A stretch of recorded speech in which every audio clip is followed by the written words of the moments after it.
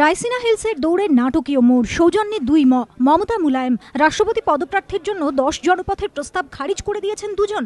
তাদের প্রস্তাবিত প্রার্থী এপিজে আব্দুল কালাম, মনমোহন সিংহ, সোমনাথ চট্টোপাধ্যায়। রাজনৈতিক মহলের ব্যাখ্যা, সোনিয়ার প্রস্তাব খারিজ করে সম্ভবত নতুন জোটের বার্তা দিতে চাইলেন মমতা মুলায়ম। একের পর এক আর্থিক কেলেঙ্কারি, মূল্যবৃদ্ধি, সংস্কারহীনতার জেরে চূড়ান্ত বেকায়দায় ইউপিএ 2। 6টি রাজ্যে বিধানসভা ভোটেও তেমন কিছু করতে পারেনি কংগ্রেস। এই পরিস্থিতিতে 2014 লোকসভা ভোটে কংগ্রেসের জেতার সম্ভাবনা নিয়ে প্রশ্ন তৈরি হয়েছে নানা মহলে। অন্যদিকে ইউপিএর দ্বিতীয় ইনিংসে কংগ্রেসকে চূড়ান্ত বেকায়দায় পেয়েও তেমনভাবে রাজনৈতিক ফায়দা তুলতে কার্যত ব্যর্থ হয়েছে বিজেপি।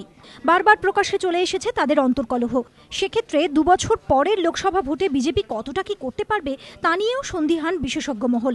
রাজনৈতিক মহলের একাংশের মত, এই পরিস্থিতিতে সম্ভবত মুলায়ম মমতার পাখির চোখ 2014 লোকসভা নির্বাচন। রাজনৈতিক পর্যবেক্ষকদের ব্যাখ্যা, মুলায়ম পুত্র অখিলেশ এখন উত্তরপ্রদেশের মুখ্যমন্ত্রী, তাই নতুন করে আর মুখ্যমন্ত্রী হওয়ার বাসনা নেতাজির নেই। তার চোখে এখন প্রধানমন্ত্রী হওয়ার স্বপ্ন। তাই হয়তো মনমোহন সিংহের নাম রাষ্ট্রপতি পদের জন্য বেছে নেওয়া হয়েছে। বার্তা দিতে চেয়েছেন 7 নম্বর রেসকোর্স রোড ছেড়ে বানপ্রস্থ রাইসিনা হিলসে যান মনমোহন। হতে পারে এটা মনমোহন প্রণবের মধ্যে বিভেদ তৈরির কৌশলও।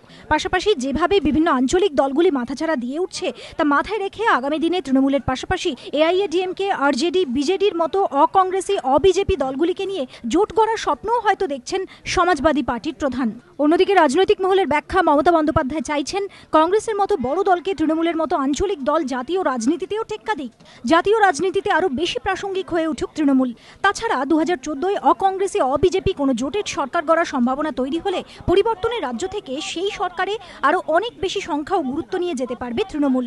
সে কারণেই একদা